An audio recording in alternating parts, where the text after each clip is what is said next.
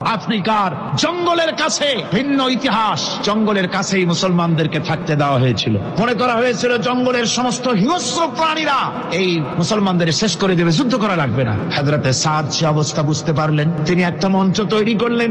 সেই মঞ্চের উপরে দাঁড়ায় জঙ্গলের প্রাণীদের দিকে লক্ষ্য করে তিনি নোটিশ জারি করে দিলেন, বললেন, ইয়া আইয়াতুহাল হাশারাত ওয়াস সিবাউ নাহনু আসহাবু রাসূলুল্লাহ সাল্লাল্লাহু আলাইহি ওয়াসাল্লাম। হে জঙ্গলের হিংস্র প্রাণী, আমরা আল্লাহ রাসূলের সাহাবী, ফাইন্না নাজিলুনা ফামান ওয়াজাদনা বাদাহু কাতালনাহু। আমরা রাসূলের সাহাবী, এইখানে আল্লাহর দ্বীনকে কায়েম করার জন্য আমরা এসেছি আল্লাহর কলেমার আওয়াজ নিয়ে, আমরা এখানে রাত কাটাবো। সুতরাং এই জঙ্গলের ভিতরে হিংস্র প্রাণী যত আছো সব আমাদের এই জায়গা ছেড়ে অন্যত্র চলে যাও। আফ্রিকার জঙ্গলি মানুষেরা চিন্তা করলো, মানুষের কথা কি জঙ্গলি প্রাণীতে শোনে নাকি, পাগলে কয় কি? তারা তাকায় তাকায় দেখলো হযরতে সাদের ঘোষণার পরে বাঘের কাতারে বাঘ, সিংহের কাতারে সিংহ, সাপের কাতারে সাপ, যার যার ডিম আর বাচ্চাগুলি মুখে কামড়ায়া সাহাবীদের এলাকা ছেড়ে দিয়ে তারা অন্যত্র চলে গেল। 60,000 সৈন্য তাদের অশ্ব নিয়ে, তাদের উষ্ট্র নিয়ে, তাদের মালপত্র নিয়ে, জাহাজের সামান নিয়ে শ্রাবণের খরস্রোতা নদী তাল তরঙ্গমালায় ভরা নদীর উপর থেকে এই সাহাবীরা পাড়ি দিয়ে ওপার চলে গেলেন। ওপার যাওয়ার পরে হযরতে সাদ বলছেন, তোমাদের কেউ কি হারায় গেছে নাকি?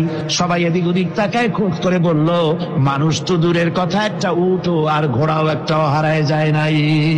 একজন বলল, আমার একটা পেয়ালা, যে পেয়ালা আমি পানি পান করতাম, সেই পেয়ালাটা তুফানে ছিটকে কোথায় চলে গেছে, ওইটা হারায় গেছে। হযরতে সাদ বলেন, মুজাহিদের কোন জিনিস ধরিয়া নিতে পারে না, অবশ্যই তা ফেরত আসবে। এই কথা তিনি বলতেছিলেন, হঠাৎ করে দরিয়ার কিনারে একটা আওয়াজ হলো, দেখা গেল তুফানের ভিতরে সেই হারানো বাটিটা তাদের মধ্যে বেরিয়ে এসেছে। মুজাহিদদেরকে সাহায্য করেন স্বয়ং আল্লাহ রাব্বুল আলামিন। রাসূল তো এতিমদের সরদার, পৃথিবীর কোন এতিম যেন বলতে না পারে, নবীজি আমার ব্যাপারে কি বলবেন, আমি তো এতিম মানুষ, আর তিনি আমার ব্যাপারে কিভাবে আমার দরদ বুঝবেন। নবীজিকে আল্লাহ পাক এমন এতিম বানালেন, সমস্ত দুনিয়ার এতিমদের সরদার বানালেন। মায়ের পেটে যখন তিনি ছিলেন, 6 মাসের সময় মায়ের পেটে থাকাকালীন বাপের এতিম হয়ে গেলেন। যখন প্রসব বেদনা শুরু হয়েছে মায়ের, দুনিয়ায় যখন তিনি আসবেন, হযরতে আমেনা ঘরের ভিতরে বসে তার অবস্থাটা কি, এই সন্তান পৃথিবীতে আসতে পরে যিনি সবচাইতে বেশি খুশি হবেন তিনি তো আজ দুনিয়ায় নাই। মনের ভিতরে কত কষ্ট। আল্লাহ রাব্বুল আলামিন তার হাবিবকে দুনিয়া আনলেন। রাসূলের দাদা ঘরের সামনে তাঁবুর সামনে দাঁড়ায়া তায়েফ থেকে আগত সাদিয়া গোত্রের লোকদেরকে বলতেছেন, এই ঘরের ভিতরে একটা এতিম বাচ্চা আছে, বেশি টাকা কড়ি দেওয়া যাবে না, যদি দয়া হয় নিয়ে যাও। গরিব মানুষ, এতিম মানুষ দেখে শুনে কেউ আর নিতে চায় না। সবশেষে এলেন ভাগ্যবতী মেয়ে, ভাগ্যবতী মহিলা হযরতে হালিমাতুস সাদিয়া, তিনি এসেছেন। কোনো ছেলে পেলে পায় নাই, সকলের শেষে তিনি এসেছেন। আব্দুল মুত্তালিব বলছেন, এই ঘরের মধ্যে একটা এতিম বাচ্চা আছে, দয়া হলে নিয়ে যেতে পারো। তিনি স্বামীর সঙ্গে পরামর্শ করলেন, এরপরে বললেন, যদি দেখতে অন্তত ভালো হয়, মন যদি ভালো লাগে নিয়ে যাব, একেবারে খালি হাতে ফিরে যাওয়ার চাইতে তো ভালো। হযরতে হালিমা বলেন, আমি ঘরের মধ্যে প্রবেশ করলাম, মা আমিনার কোল থেকে শিশু মুহাম্মদ সাল্লাল্লাহু আলাইহি ওয়াসাল্লামকে যখন আমি কোলে নিলাম, আমি হুজুরের চেহারার দিকে নজর করে দেখলাম, আমার কাছে মনে হলো যেন পূর্ণিমার চাঁদটা আমার কোলে ধরা দিয়েছে। রাসূল কি শিশু মুহাম্মদ সাল্লাল্লাহু আলাইহি ওয়াসাল্লাম কি যখন নিয়ে বাড়ির দিকে রওনা হলাম, যে গাধা আমার সকলের পেছনে এসেছে, সেই গাধা এখন সকলের আগে ছুটে চলে যায়। এরপরে বাড়ি যখন নিয়ে গেলাম, কুয়ায় পানি বাড়লো, গাছে ফসল বাড়লো, খেজুর গাছে খেজুর বাড়তে লাগলো, জমিনে ফলন বেড়ে গেল। রাসূলের দুধ বোন সাইমা রাসূলকে নিয়ে মুহাম্মদ সাল্লাল্লাহু আলাইহি ওয়াসাল্লাম তাকে দোলনা নিয়ে দোল দিতেছে। কি আশ্চর্য অবস্থা! সাইমা তাকে দোল দিচ্ছে আর বলতেছে, বেঁচে থাকুক মুহাম্মদ সাল্লাল্লাহু আলাইহি ওয়াসাল্লাম, সে দীর্ঘজীবী হোক। কবি লিখতেছেন, কি আশ্চর্য কথা, বেদুইন বালিকা কারে নিয়ে দোল দেয় সে কি তা জানে? বিশ্বনবী মুহাম্মদ রাসূলুল্লাহ সাল্লাল্লাহু আলাইহি ওয়াসাল্লাম এভাবে এতিম অবস্থায় জীবন তার শুরু হলো। যখন তিনি ফিরে এলেন 6 বছর বয়সের সময়, যখন মায়ের কাছে তিনি ফিরে এসেছেন, প্রতিদিন তিনি খেলা দেখতে যান ময়দানে। ইতিহাসের মধ্যে লেখা হয়েছে, মা প্রতিদিন সন্ধ্যার সময় তাকে ফিরে পান। আজকে সন্ধ্যা হয়ে গেছে, শিশু মুহাম্মদ সাল্লাল্লাহু আলাইহি ওয়াসাল্লাম বাড়ি ফেরেন না। কারণ কি, কেন বাড়ি ফেরে না? সন্ধ্যার দিকে তিনি চলে গিয়েছেন পাহাড়িয়া ময়দানে, যে দেখেন ধুধু করতেছে, চতুর্দিকে সন্ধ্যা হয়ে গেছে, অন্ধকার হয়ে গেছে, কোনো ছেলে পেলে নাই, কেউ নাই। পাহাড়ের পাদদেশে বসে শিশু মুহাম্মদ সাল্লাল্লাহু আলাইহি ওয়াসাল্লাম কাঁদতেছেন। মা প্রশ্ন করলেন, বাবারে সন্ধ্যা উত্তীর্ণ হয়ে গেল, কেন একা একা বসে বসে কাঁদো? তিনি বলছেন, মাজি আজ কদিন খেলা দেখতে আসলাম ময়দানে, প্রতিদিন দেখি যখন সন্ধ্যা হয়ে যায় মুরব্বী শ্রেণীর কিছু লোক আসে, ছেলেকে নাম ধরে ডাক দেয়, ছেলেরা দৌড়ে তারা বাবার কাছে চলে যায়, আর বাবা ছেলেকে করে নিয়ে মুখে চুমা দিয়ে বাড়ির দিকে নিয়ে যায়। আমি আজ কদিন পর্যন্ত এই ময়দানে এলাম, কোনদিন সন্ধ্যা বেলায় তো কেউ এসে আমাকে মোহাম্মদ বলে একটা ডাক দিল না। আমার আব্বা কি নাই? আল্লাহ রাব্বুল আলামিন বলেন, আলাম ইয়াজিদকা ইয়াতীমান ফাওয়া। এরকম এতিম অবস্থায় পেয়ে আমি কি আপনাকে আশ্রয় দেই নাই? আপনাকে আমি পেয়েছি এতিম অবস্থায়, এরপরে আমি আপনারে আশ্রয় দিলাম। ওয়া ওয়াজাদাকা দাল্লান ফাহাদা। এরপরে আমি আপনাকে পথ হারা পেলাম, আমি আপনাকে পথের দিশা দিয়া দিলাম। ওয়া ওয়াজাদাকা আইলান ফাআগনা। এরপরে আমি আপনাকে দরিদ্র অবস্থায় পেয়ে তারপরে আমি আপনার দারিদ্র মুক্ত করেছি আপনাকে। সুতরাং ফাআম্মাল ইয়াতীমা ফালা তাকহার ওয়া আম্মাস সাইলা ফালা তানহার ওয়া আম্মা বিনি'মাতি রাব্বিকা ফাহাদ্দিস। সুতরাং নবী, ইতিমের প্রতি নির্মম ব্যবহার করো না, ইতিমের প্রতি ভালো ব্যবহার করো, নির্মমতা দেখাইও না, আর ভিক্ষুককে ধমক দিও না, রূঢ়তা দেখিও না, আর আল্লাহর নিয়ামতের প্রশংসা করো। হযরত মুসা আলাইহিস সালামকে ছেড়ে দিয়েছিল বাক্সবন্দি করে। আল্লাহ তাকে বলেছেন, মুসার মা, তুমি তোমার বাচ্চাকে বাক্সের মধ্যে বন্দি করে এখান থেকে ফেলে দাও, কারণ ফেরাউন বলেছে যে এই জাতির কোন পুরুষ সন্তানকে আমি বাঁচায় রাখবো না, যেটা হবে সে আমার শত্রু হবে, সব মেরে ফেলো, আর মেয়েগুলিকে বাঁচায় রাখবো। এটা হলো ফেরাউনের ইচ্ছা, কোন পুরুষ সন্তান বাঁচতে দেবে না। আর আল্লাহর ইচ্ছা, মুসা আলাইহিস সালামকে আল্লাহ ওর জমিনে পাঠাবেন। কার ইচ্ছা কার্যকরী হবে? এখন বাঁচবে কেমনে? তারে তো মেরে ফেলবে ফেরাউন। দেখেন অবস্থা। আল্লাহ তাআলা বললেন, বাক্সবন্দি করে তারে নদীতে ছেড়ে দাও। মায়ের কয়েকটা কন্যা সন্তান হয়েছে, প্রথম ছেলে মুসা আলাইহিস সালাম, তাকে বাক্সবন্দি করে আল্লাহর হুকুমে নদীতে ফেলে দিলেন। মা কাঁদতেছে, কাটা কবুতরের মতো ছটফট করছে। কলিজার টুকরো সন্তান নদীতে ভাসায় দেওয়া মায়ের জন্য কি অবস্থা বুঝতেই পারে। নদীর স্রোতে ভেসে যাচ্ছে, আর তার বোন নদীর পাড় দিয়ে যাচ্ছে, বাক্স যায় কই। ভাসতে ভাসতে এই বাক্স গিয়ে থামলো ঠিক সেইখানে যেখানে ফেরাউন আর আসিয়া দুজনে বসে পড়ন্ত বেলায় নীল দরিয়ার দৃশ্য দেখতেছে, বাতাস খাচ্ছে, ঢেউয়ের তাল দেখতেছে। বাক্স এসে সেখানে থেমে গেল। ফেরাউন আশ্চর্য হলো, বাক্স এসে থামলো এখানে, দেখো বাক্সে আছে কি, উঠাও বাক্স। বাক্স উঠানো হলো, খুলে দেখে গোলাপের পাপড়ির মতো চেহারা সুন্দর একটি বাচ্চা। ফেরাউন বলছে, এই তো আমার দুশমন, তরবারি আনো, হত্যা করো, আমার দুশমন পেয়ে গেছে। হযরতে আসিয়া বলছেন, ফেরাউন তুমি খোদা না বেহুদা? এই ছোট্ট বাচ্চা তোমার শত্রু, কি বলো তুমি? আমাদের তো কোনো বাচ্চা কাচ্চা নাই, মনে হয় আল্লাহ তাআলা আমাদেরকে বাচ্চাটা দিয়েছেন, চলো এটাকে আমরা লালন পালন করি, তুমি এর মারিয়ে ফেলো। বাচ্চা নিয়ে গেল বাড়ি। দেখেন অবস্থা। এখন বাচ্চারে দুধ খাওয়াইতে হবে। যেই বাচ্চা পুরুষ সন্তান বাঁচতে দেবে না যে ফেরাউন, সেই ফেরাউন এই বাচ্চারে দুধ খাওয়াবার জন্য পাগল হয়ে গেছে। ধাত্রীগুলো ডাকা হলো, কোন ধাত্রীর কোলে সে ওঠে না, বাচ্চা কারো দুধ মুখে নেয় না, খালি কাঁদতেছে। আল্লাহ রাব্বুল আলামিন পরবর্তী সময় হযরত মুসা আলাইহিস সালামকে বলেছেন, মুসা, ফেরাউনের ঘরে তুমি কাঁদতেছো, আর তোমার মা তোমাকে না পায়া কাঁদতেছে, আমি রহমানুর রহিম এটাকে সহ্য করতে পারি নাই। বোন গিয়ে বলছে ফেরাউনকে, জাহাপানা, আমার কাছে একটা ধাত্রীর খবর আছে, ওই মেয়ে লোকটা যে কোনো বাচ্চা কোলে নিলি দুধ খায়। ফেরাউন বলছে, নিয়ে আসো, যত টাকা লাগে দেবো। বোন গিয়ে তার মায়ের নিয়ে আসছে, মা এসে বাচ্চা পেয়ে গেল, বাচ্চা কোলে নিল, বাচ্চা দুধ খাওয়া আরম্ভ করলো। ফেরাউনের বাড়িতে পয়সা দিয়া, টাকা দিয়া ফেরাউন রাখলো আর দুধ খাওয়াইলো। মুসা আলাইহিস সালাম একটু বড় হলেন, একটু বড় হয়েছে, নাদুস নুদুস চেহারা, ফেরাউন কোলে নিয়েছে, পয়গম্বরী চেহারা তো, সলিমুদ্দি কসিমুদ্দি মার্কা না। মুসা আলাইহিস সালামের চোখ, তার ঠোঁট, তার ললাট, তার গন্ডদেশ, আল্লাহর পয়গম্বর। আল্লাহ তাআলা মুসা আলাইহিস সালামকে বলেছেন, মুসা তুমি ভয় পাও, আমি তো তোমাকে আমার জন্য বানাইছি। সুবহানাল্লাহ। এই কোরআন শরীফে আল্লাহ বলছেন, আমি তোমাকে আমার জন্য বানাইছি। ফেরাউন কোলে নিয়ে মুসা আলাইহিস সালামের মস্তক উঁচু করে করে ঠোঁটটা নামায় দিল। মুসা আলাইহিস সালামের ঠোঁটে ঠোঁট লাগায় চুমা দিবে। যেই না ঠোঁটের কাছে ঠোঁট নিয়ে আসে, মুসা আলাইহিস সালাম ঠাস করে এক চড় মেরেছে ফেরাউনের গা। ফেরাউন আছাড় মেরে ছেড়ে দিল বাচ্চাকে, বললো যে সত্যিটাই আমার দুশমন, তরবারি আম কেটে ফেলবো।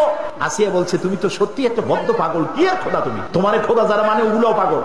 এই বাচ্চা মানুষ সোনাও চেনে, আগুনের টুকরাও চেনে না, তুমি আন্দাজে তারে মারি ফেলবা। ফেরাউন বলছে, আচ্ছা ঠিক আছে, সোনাও চেনে না, সোনার পিণ্ডও চেনে না, আগুনের টুকরাও চেনে না, স্বর্ণ আনো, আগুনের টুকরা আনো, যদি সোনায় হাত দেয় আগুনে হাত না দেয় তাহলে বুঝবো বুদ্ধি আছে, আগুনে যদি হাত দেয় তাহলে বুঝবো যে বাচ্চা মানুষ বোঝে না।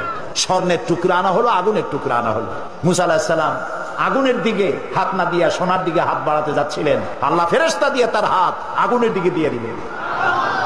আল্লাহ তাআলা বলছেন, মুসা রে, এইরকম করে আমি তোমাকে লালন করেছি। ওমর, ইবলিস শয়তান যদি তোমারে কোনো রাস্তা দিয়ে আসতে দেখে, ইবলিস ওই রাস্তা থুইয়া অন্য রাস্তা দিয়ে চলে। আসিরাহ আল হালাবিয়া, এই দুইটা গ্রন্থে একটা ঘটনা এসেছে। নাজরান থেকে 60 জন খ্রিস্টান পাদ্রী বিশ্বনবীর সাথে দেখা করতে এসেছিলেন। কয়জন? জোরে বলেন কয়জন? তারা যখন দেখা করতে এসেছে, মদিনার বাজারে তারা দাঁড়িয়েছে।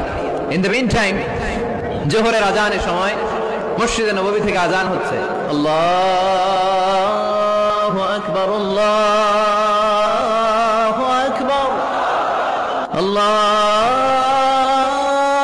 আকবার, আল্লাহু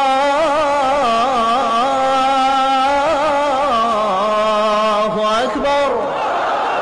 সুমধুর আজানের ধ্বনি শুনে তারা থমকে দাঁড়িয়েছে। বাজারে দেখতে লাগলো আজান হওয়ার সাথে সাথে ব্যবসায়ীরা দৌড় মসজিদে। কিন্তু কি আজীব তামাশা, তাদের নাজরান দেশে ব্যবসায়ীরা যে দোকানপাট বন্ধ করে ছুটে, মদিনার মুহাম্মদ সাল্লাল্লাহু আলাইহি ওয়াসাল্লামের উম্মতেরা দোকান বন্ধ করে ছুটে না। দোকান যে যার যার দোকান যেরকম ছিল ওইভাবে রেখেই দৌড়। দোকানের শাটার নামায় না, দোকানের ক্যাশ বক্সে তালা ঝুলায় না। নাজরানের খ্রিস্টানরা দেখলো না, তালা টালা ঝুলায় না। স্বর্ণের দোকানদার স্বর্ণ টর্ণ রাইখা নামাজে দৌড়। সুবহানাল্লাহ কইতে পারলেন না? এই দৃশ্য দেখে খ্রিস্টানরা অবাক, কয় থাক, আর দেখা করার দরকার নাই। কিভাবে মুহাম্মদ সাল্লাল্লাহু আলাইহি ওয়াসাল্লাম গোটা বিশ্ব কবজায় এনেছে, এই দৃশ্যই দেখে আমরা বুঝতে পেরেছি। তারপর অনেকে বললো এত দূর থেকে এসেছি মিটিংটা করে যাই। জোহরের নামাজের পর তাদের দুধ যে বললো খ্রিস্টান পাদ্রী এসেছে 60 জন দেখা করতে চায়। বিশ্বনবী বিপাকে পড়ে গেলেন, হায় হায়, কই বসতে দিব? আমার তো তাদের মতো রাজপ্রাসাদ নাই, আমার তো এরকম বড় বালাখানা নাই, ডুপ্লেক্স ট্রিপ্লেক্স বাড়ি নাই, কই বসাবো? এক সাহাবী বললেন, ইয়া রাসূলুল্লাহ, পাহাড়ের পাশে ছায়া আছে, চলেন ওইখানে বসি। আল্লাহ রাসূল বললেন, একটা কথা বললা, এরা খ্রিস্টান মেহমান, এদেরকে নিয়ে ছায়ার মধ্যে বসা যায় নাকি? আরেক সাহাবী বললেন, ইয়া রাসূলুল্লাহ, আমার খেজুর বাগান, খেজুর পেড়েছি, খেজুর পাতা দিয়ে একটা বিছানা করে দে, ওইখানে বসি, কেমন হয়? রাসূল সাল্লাল্লাহু আলাইহি ওয়াসাল্লাম বললেন, না, দে আর দ্য ফরেন ডেলিগেটস, তাদেরকে নিয়ে তো এইভাবে বসা যায় না। বলতে না বলতে 60 জন খ্রিস্টান পাদ্রী এসে হাজির। কি করবেন বিশ্বনবী? উপায় অন্তর না দেখে 60 জন খ্রিস্টানের জন্য বিশ্বনবী নিজ হাতে মসজিদে নববীর তালা খুলে দিয়ে মসজিদে ঢোকার ব্যবস্থা করে দিয়েছেন। বিশ্বনবী খ্রিস্টান খোঁজে নাই, ইহুদি খোঁজে নাই, ওটা নাস্তিকের বাচ্চা কিনা ওইটা খোঁজে নাই। বিশ্বনবী 2 চোখ দিয়ে দেখেছে এরা মানুষ। চিল্লায় বলো ঠিক কিনা? হুসাইন একবার বিশ্বনবীরে প্রশ্ন করলেন, নানা মানিল আমজাদ ইলাল্লাহ, বলেন তো নানা, আল্লাহর কাছে কে বেশি দামি, আপনি নাকি আমি? বিশ্বনবী বললেন, হুসাইন আনাল আমজাদ, আমি বেশি দামি। হুসাইন বলল, নানা জি, আমি মানি না। আনাল্লাহ ওয়াফিক, আমি মানি না নানা, কেমন করে আপনি আমার চাইতে বেশি দামি হন? আপনার চাইতে আমি বেশি দামি। বিশ্বনবী বললেন, হুসাইন, আমি হলাম নবীদের নবী, আখির নবী বিশ্বনবী, আর তুমি হলা আমার উম্মত, তোমার চাইতে আমি বেশি দামি। হুসাইন বলে, নানা জি, আপনি ভুল বললেন, আপনার চাইতে আমি হুসাইন বেশি দামি। সুবহানাল্লাহ বলবেন না? বিষ্ণু বললেন, কাইফা যালিক, কেমন করে এটা? হুসাইন বলল, নানা জি, তাহলে বলেন তো আপনার আব্বার নাম কি? বিশ্বনবী বললেন, আমার আব্বার নাম হলো আব্দুল্লাহ। কি নাম? হুসাইন বলেন, আনা খালি আব্দুল্লাহ, লাইসা ক্বাবলাহু ওয়ালা বা'দাহু শাই, খালি আব্দুল্লাহ, সামনেও কোনো টাইটেল নাই, পিছনেও কোনো টাইটেল নাই। আমার আব্বার নাম আপনি জানেন নাকি? আমার আব্বা হলো শেরে খোদা, দুনিয়ার সব কাফির মুশরিকদের জন্য আল্লাহ আমার আব্বারে বাঘ বানিয়ে পাঠিয়েছে। আমার আব্বা সাধারণ কোনো মানুষ নয়, বিশ্বনবীর মেয়ের জামাই। আল্লাহু আকবার। আপনার আব্বা আব্দুল্লাহ কি কোন নবীর মেয়ের জামাই নাকি? বলেন, আমার আব্বার নাম হলো আলী কাররামাল্লাহু ওয়াজহা। বিষ্ণু বললেন, তাই তো, আসলে তো তোমার আব্বা বেশি দামি। আবার হোসেন প্রশ্ন করলেন, নানা বলেন তো আপনার আম্মার নাম কি? কি নাম বিশ্বনবীর মায়ের? তোরা দেখে যা আমিনা মায়ের কোলে, মধু পূর্ণিমারি সেথা চাঁদ দোলে, যেন উষার কোলে রাঙা রবি দোলে। তোরা দেখে যা আমিনা মায়ের কোলে, কুল মখলুকে আজি ধ্বনি উঠে কে লই, কালিমা শাহাদাতের বাণী ঠোঁটে কে লই, পড়ে দুরুদ ফেরেশতা বেহেশতের দুয়ারে খোলে। তোরা দেখে যা আমিনা মায়ের কোলে। আল্লাহু আকবার। বিষ্ণু বললেন, আমার মায়ের নাম আমিনা। হুসাইন বলল, নানা জি, আপনার মায়ের নাম যদি আমিনা হয়, জেনে রাখেন আমার মায়ের নাম হলো ফাতিমা। সাইয়্যিদাতুন নিসাই আহলিল জান্নাহ, জান্নাতে সর্বপ্রথম যেই মহিলাটা ঢুকবেন ওই মহিলাটা হলো আমার আম্মা জান ফাতিমা। বিশ্বনবী ফাতেমারে এত ভালোবাসতেন, বিশ্বনবী বলতেন যে ফাতেমারে কষ্ট দেয় সেজন্য আমি নবীরে কষ্ট দেয়, আর যে ফাতেমার মনের মধ্যে আনন্দ দেয় সেজন্য আমি নবীরে আনন্দ দেয়। বিশ্বনবী কোন সফরে গেলে সবার শেষে ফাতেমার সাথে দেখা করে বের হতেন, আবার সফর শেষ করে বাড়িতে আসার সময় সবার প্রথম ফাতেমার সাথে দেখা করতে। ও নানা বলেন তো তাহলে কে দামি, আপনার আম্মা আমেনা নাকি আমার মা ফাতিমা? বিশ্বনবী আর কোনো কথা বলে না। হোসাইন একের পর এক প্রশ্ন বানে নানাকে জর্জরিত করছে। নানা এবার বলেন তো আপনার নানির নাম কি? বিশ্বনবী বললেন হোসাইন আমার নানির নাম হলো বাররা বিনতে আব্দুল উজ্জা। হোসাইন বলে নানা আপনার নানি বাররা রে কেউ চিনে না। চিনেন আপনারা? অনেকে জানেই না বাররা বিনতে আব্দুল উজ্জা। হোসাইন বলে নানা আপনার নানির তো কেউ চিনে না, বাররা নামটা কারো মুখস্থ নাই। আমার নানির নাম আপনি জানেন নাকি? আমার নানির নাম হলো খাদিজাতুল কুবরা তাহেরা। একটা মহিলাকে আরশের উপর থেকে আল্লাহ সালাম জানিয়েছেন, ওই মহিলাটাই আমার নানি খাদিজা। বিশ্বনবী খাদিজার এত ভালোবাসতেন, বিশ্বনবী বলতেন আল্লাহ কিয়ামতের দিন যখন কেউ কাউরে চিনবে না, ওই কঠিন দিনে আমি যেন আমার প্রাণের খাদিজারে ভুলে না যাই। খাদিজা ইন্তেকালের পরে বিশ্বনবী নিজ হাতে দাফন কাফন করলেন, কবরের সামনে দাঁড়িয়ে দোয়া করলেন। দোয়ার পরে সব সাহাবীরা ঘরে ফিরে যায়।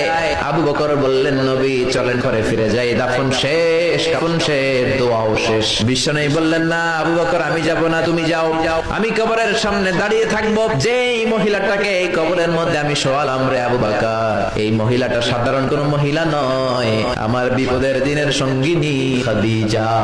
মক্কায় এই মহিলাটাই আমার হাতে প্রথমে কালিমা পড়ে ইসলাম ধর্ম গ্রহণ করেছে। মক্কায় কেউ যখন আমারে সাহায্য করে নাই তখন আমার খাদিজা আমারে ভুলে নাই, কেউ যখন আমারে শেল্টার দেয় নাই সাহায্য করে নাই, খাদিজা আমারে সাহায্য করেছে।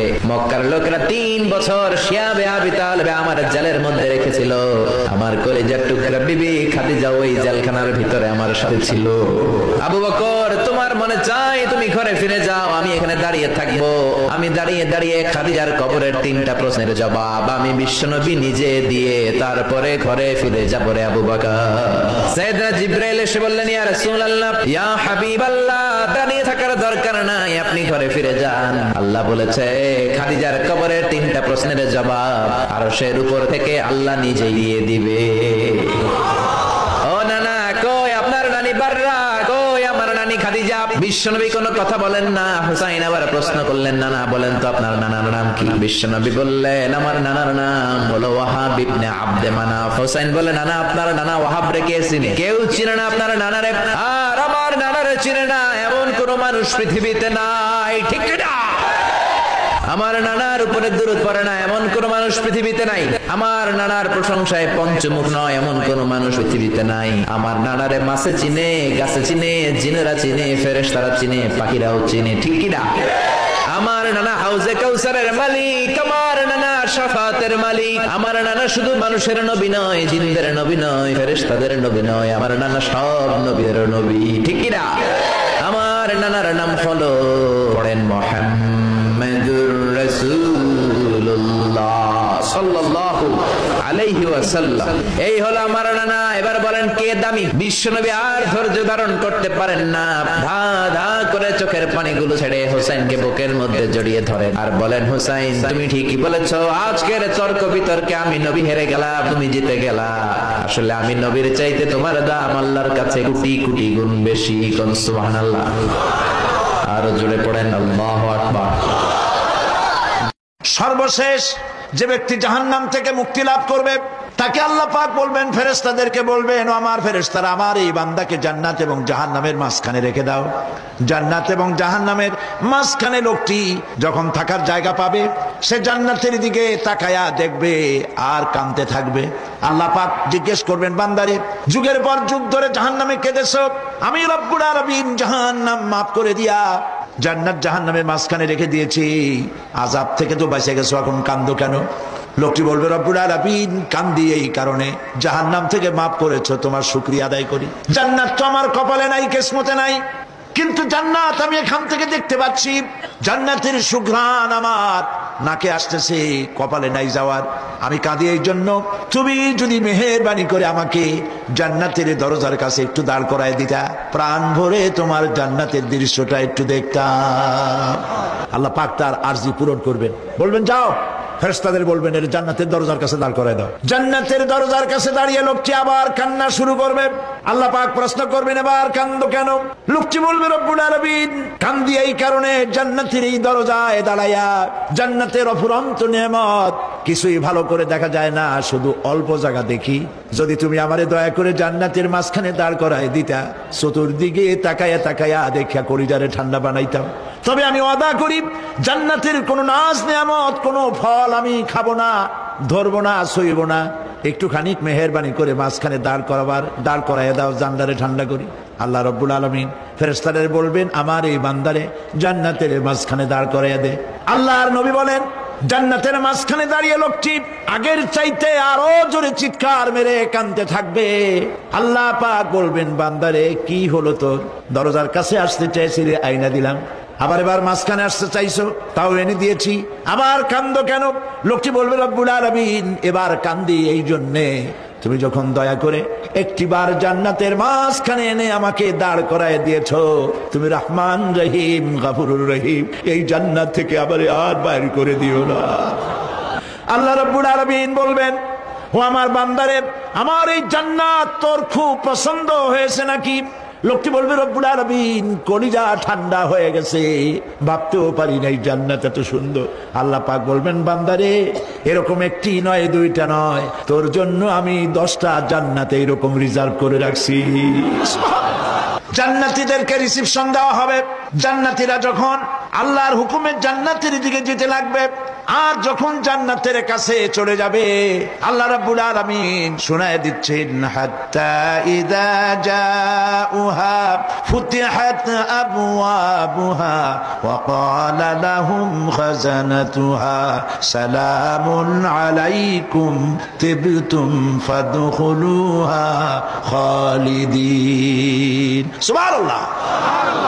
জান্নাতীরা যখন জান্নাতে প্রবেশ করার দরজার মুখোমুখি হবে, দ্বার রক্ষীগণ তখন বলবে, সালামুন আলাইকুম, আল্লাহ শান্তি তোমাদের উপরে বর্ষিত হোক। দুনিয়ার টাটকা টাটকা সুখগুলি 2 পা দিয়ে ঠেলে দিয়েছো, টাটকা সুখগুলি গ্রহণ করো নাই, হারাম খাও নাই, আল্লাহর দ্বীন কায়েমের জন্য রক্ত দিয়েছো, জীবন দিয়েছো, কষ্ট করেছো, আল্লাহকে ভয় করেছো, আমাদের সালাম গ্রহণ করো, জান্নাতের মধ্যে ঢুকে যাও চিরকালের জন্য। সুবহানাল্লাহ। আর বাইরে হওয়া লাগবে না, চিরকাল এই জান্নাতের মধ্যে তোমরা বসবাস করতে পারবে।